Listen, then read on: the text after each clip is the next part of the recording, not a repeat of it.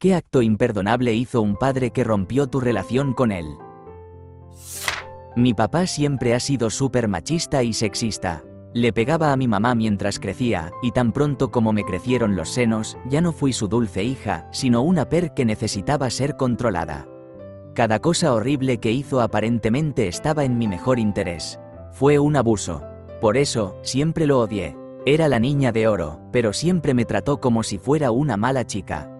Mi hermano se salía con la suya en todo, y yo era reprendida por todo, desde lo que vestía hasta cómo hablaba, me sentaba o caminaba, y con quién salía o cómo pasaba mi tiempo libre. Ni siquiera podía tirarme un pedo en mi propia casa porque era asqueroso y poco femenino. He tenido que llamar a la policía en varias ocasiones porque él amenazaba mi vida por tener un novio a los 26. Mi punto de quiebre con él fue cuando estaba llorando en mi cumpleaños número 30 porque me dejó mi abusador unos días después de salir del hospital con una enfermedad que amenazaba mi vida. Mi papá me tiró agua en la cara, me pegó, porque estaba llorando. Luego me manipuló, diciendo que en realidad no me había pegado, y solo estaba tratando de sacarme de eso. Hasta el día de hoy, él cree que ha estado justificado en toda la basura que me hizo pasar. Mi vida ha estado libre de drama desde que lo saqué de ella. Mi mamá todavía me hace sentir culpable por eso, pero nunca he sido más feliz. Me estaba casando con un hombre que no es blanco, es mitad indio.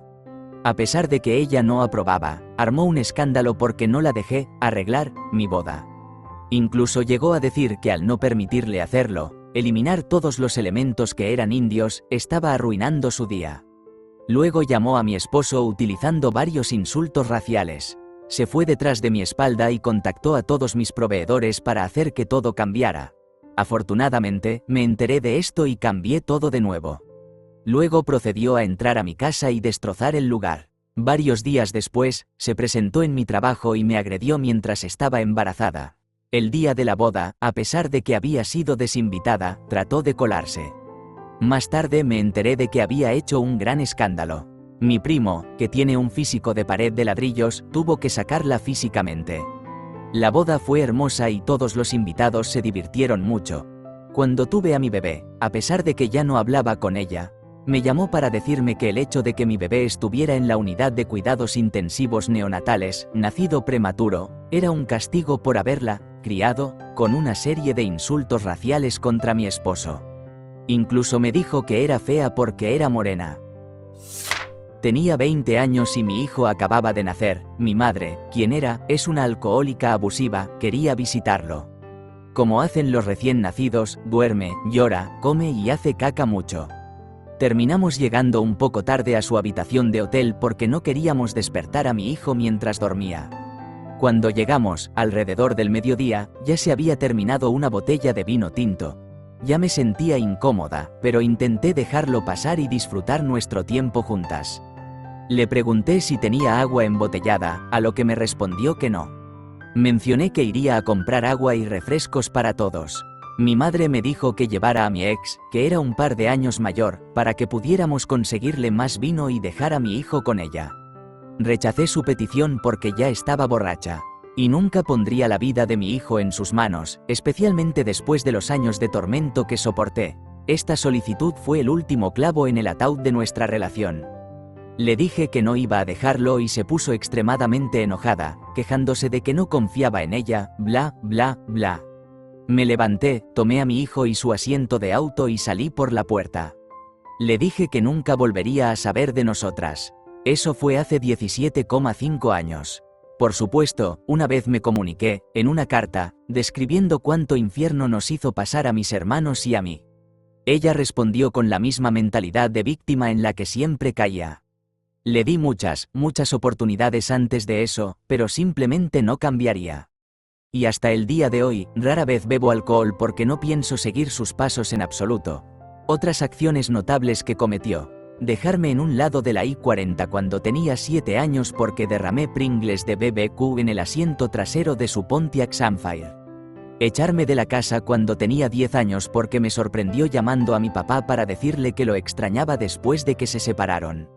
Llamarme borracha después de que mi papá obtuvo la custodia de mí para decirme que se tragó toda una botella de pastillas. Hacer que mi hermana bebiera el agua de la esponja de los trastes porque tenía jabón. Colgar a mis hermanos de sus cuellos con los cinturones de mi papá, antes de que naciera yo.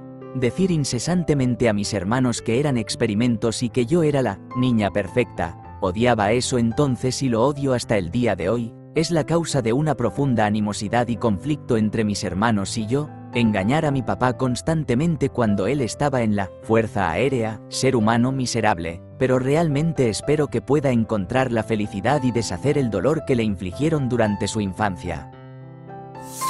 Tengo 8 años menos que mi hermano. Durante los 8 años en que fue hijo único, nuestro padre era una de esas personas que siempre decía, hoy voy a ir a recogerte, y nunca se aparecía. Mi hermano estaba tan emocionado y esperaba y esperaba. Nuestra madre todavía llora 32 años después al contar historias sobre la expresión en el rostro de mi hermano cuando tuvo que decirle que papá realmente no vendría. Cortando a 20 años después, mi hermano ahora tiene 2 hijos, el segundo de solo 6 meses. Nuestro padre no había estado en el estado en casi tantos años, pero de repente llegó a la ciudad para una boda. Me llamó y preguntó si podíamos desayunar con él y la nueva familia de mi hermano. Dijimos que por supuesto y reorganizamos muchos planes para llevar al bebé a ese desayuno. Solo para que mi padre nunca se apareciera. Ese hombre decidió ir a Yosemite esa mañana y no nos lo dijo. Nunca le había gritado a ese hombre antes, pero esta vez se lo dije todo. Nunca había estado tan furiosa. Nunca me había lastimado de esa manera porque, desafortunadamente, mi mamá había aprendido la lección, pero lastimó a mi hermano, de la misma manera en que había lastimado a ese niño. Que se joda ese tipo. Mi relación con mi papá fue complicada incluso antes del punto de no contacto. Entre otras cosas, tuvo una crisis mental y me dijo que quería arrancarme la cabeza. Pero la gota que colmó el vaso fue cuando quiso arreglar las cosas conmigo. Y lo hizo obligándome a sentarme con él en la peor cena de mi vida. Me recogió y me llevó en su auto precisamente para que no pudiera simplemente irme. Al mirar hacia atrás ahora, en ningún momento se detuvo a preguntarme sobre mi punto de vista ni a reconocer mis sentimientos. Simplemente se puso a llorar por cómo mi mamá lo maltrataba y nos separaba. Cómo sus diversas inestabilidades mentales eran el resultado de haber sido abusado por su propio padre, lo cual podría haber sido cierto, pero no es justificación para continuar con el ciclo. Me quedé callado y en silencio porque me di cuenta de que no tenía intención de escucharme de todos modos. La peor parte, la que 100% selló el no contacto a partir de ese momento, fue cuando me llevó a casa.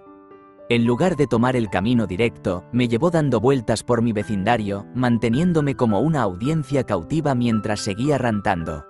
Esta vez, se trataba de mí, las decisiones que estaba tomando, mi trabajo, mis estudios, etc.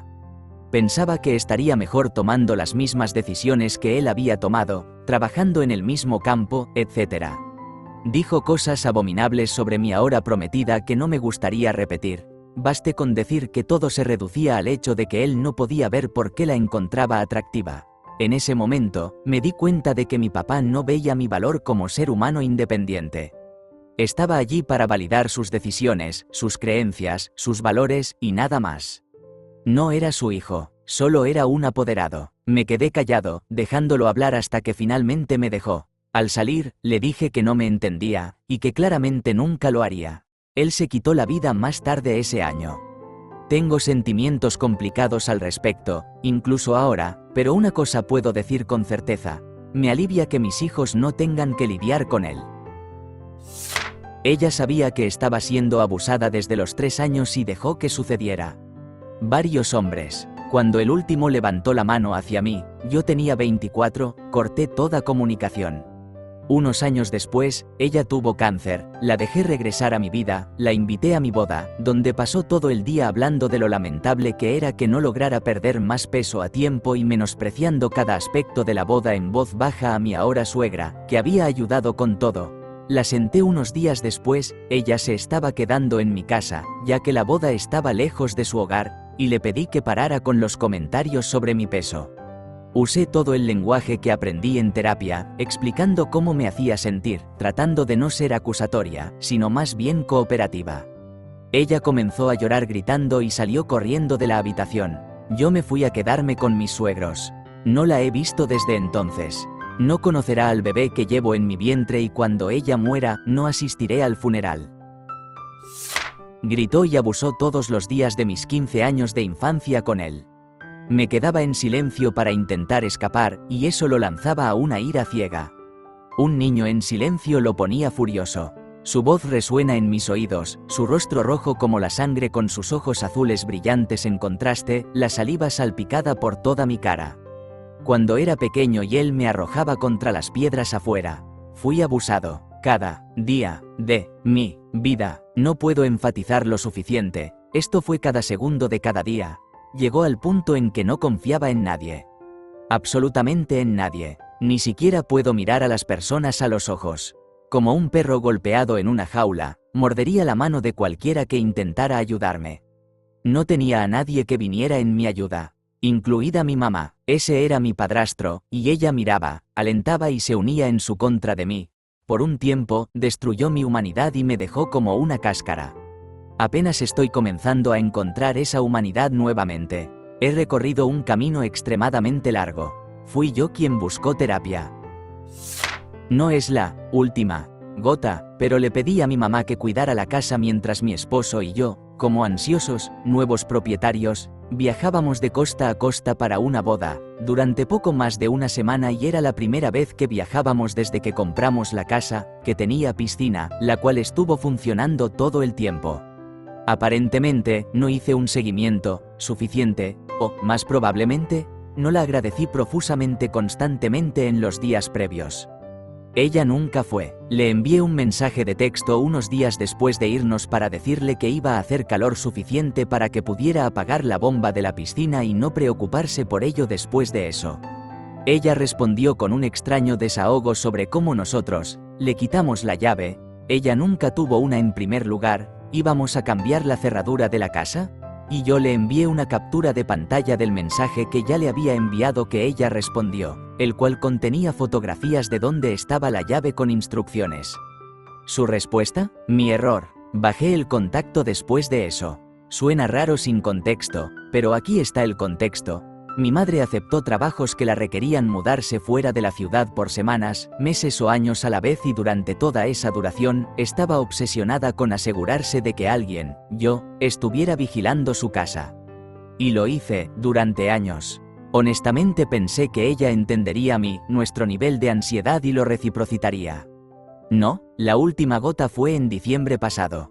Cumplí 40 años. Mi cumpleaños 21 fue horrible, neumonía, bronquitis, mi 30 fue horrible, le presté dinero a mi mamá que había intentado usar para un cálido cumpleaños tropical, pero al principio decía que nunca le había prestado nada, luego reclamó que yo le debía ese dinero, lo cual era una absoluta tontería, pero de todos modos, nunca me lo devolvió o incluso reconoció mi hito de los 30.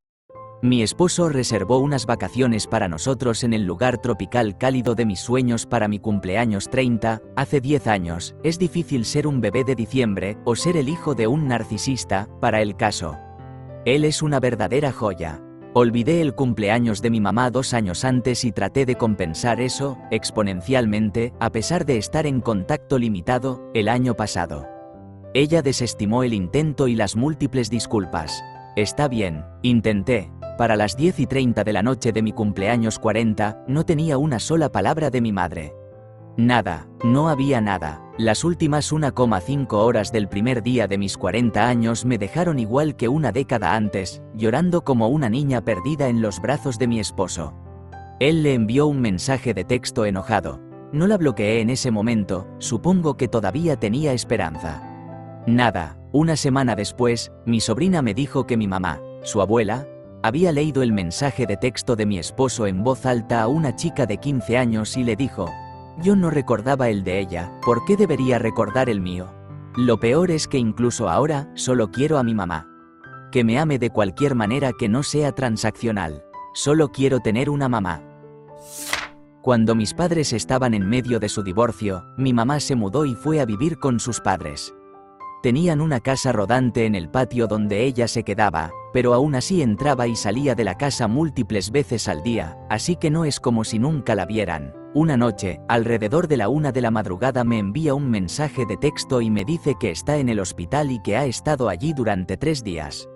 Le pregunto qué le pasa, y me dice que le han diagnosticado síndrome de corazón roto, y que su cardiólogo dice que solo tiene 6 meses de vida, a menos que mi papá cancele el divorcio.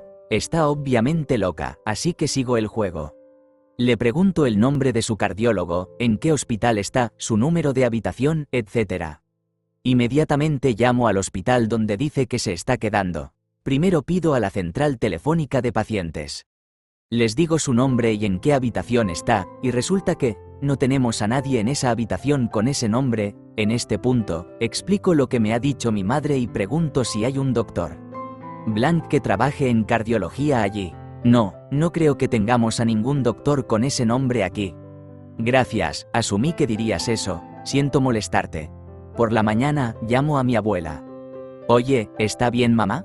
Claro que está bien, fue a trabajar esta mañana. ¿De verdad? Porque me dijo que está muriendo en el hospital. Mi abuela la llamó en el trabajo para confrontarla, y esta idiota cuelga, va a su auto y simplemente se sienta allí, pretendiendo estar desmayada hasta que uno de sus compañeros de trabajo la encuentra y llama al 911. Cuando llegan los paramédicos y ella recobra la conciencia, les dice que tomó un montón de pastillas en un intento de irse a mejor vida. La llevan de emergencia, el hospital me llama, y mi abuela y yo nos apresuramos a ir a encontrarla. Ella está inconsciente cuando llegamos, pero muy viva, y el médico obviamente lo sabe, así que nos lleva a otra habitación para hablar con nosotros donde ella no puede escuchar. Nos dice que han realizado varias pruebas de sangre y que absolutamente no tomó ninguna pastilla. Si tomó algo, no fue suficiente para aparecer en sus análisis de sangre. Básicamente nos dice que la está diagnosticando como mentirosa y nos envía a todos a casa, con una sesión de terapia obligatoria programada para ella. Ella asistió a su sesión, pero solo a esa. Aprendió un par de respiraciones profundas y decidió que nunca necesitaba volver. Esto ni siquiera es lo más loco que ha hecho o dicho, pero fue lo que me hizo dejar de hablarle para siempre. Mi madre solía decir a menudo: tu triste papá nunca se preocupó lo suficiente por ti como para pagar la manutención infantil, pero más tarde supe que él tenía recibos de giros postales.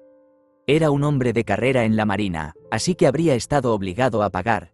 Ella robó 2 de mis cheques de pago cuando era madre soltera, firmándolos a su nombre con su letra inclinada: yo soy diestra.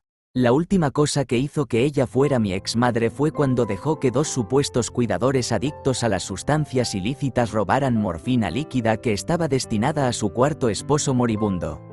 Él murió en un dolor miserable en casa sin alivio. Ella desheredó a mi hermana adulta, quien la enfrentó por ello.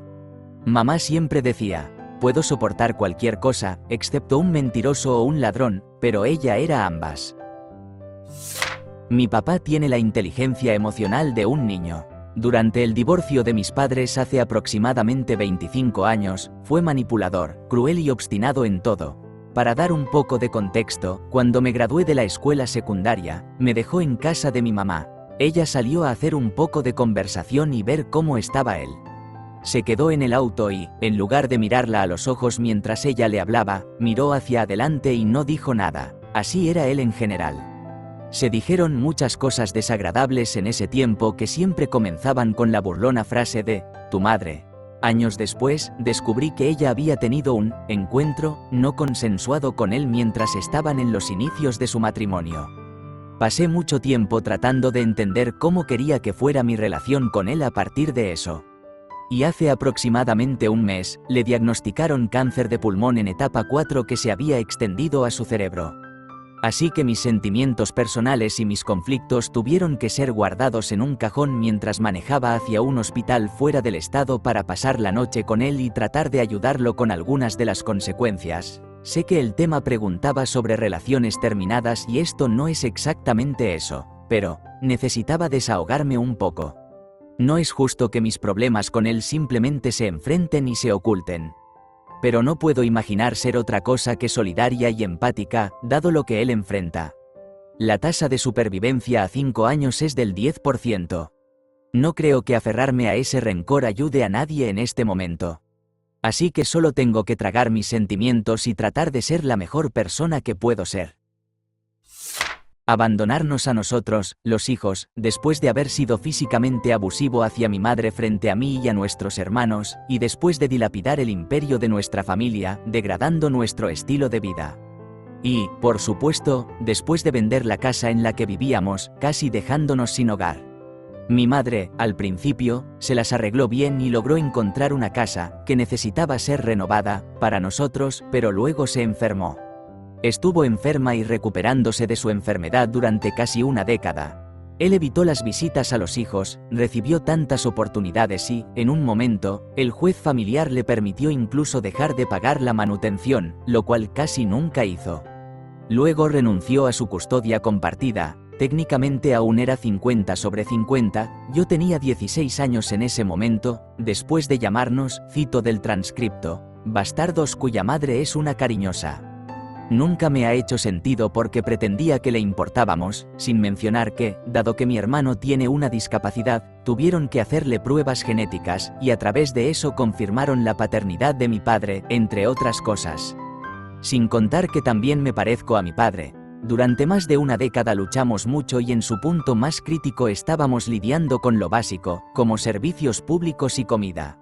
Mientras él se divertía con su nueva esposa, mi madre se desvivía tratando de criar a 3 hijos mientras trabajaba a tiempo completo en su propia tienda y lidiaba con discapacidades, enfermedades, problemas financieros y más. La última vez que lo vi, y de la que escuché, fue en marzo de 2010, después de que él golpeara a mi madre hasta dejarla en carne viva, frente a trabajadoras sociales, y huyera de la escena.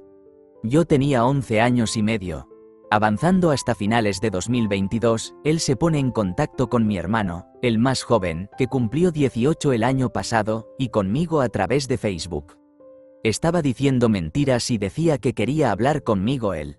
Por alguna razón, no se puso en contacto con mi hermana, que es la más famosa entre nosotros 3, está en camino de convertirse en una velocista profesional después de una década de trabajo y logros, lo que sería su enfoque principal para un buscador de oro. Tan egoísta como él, no respondimos.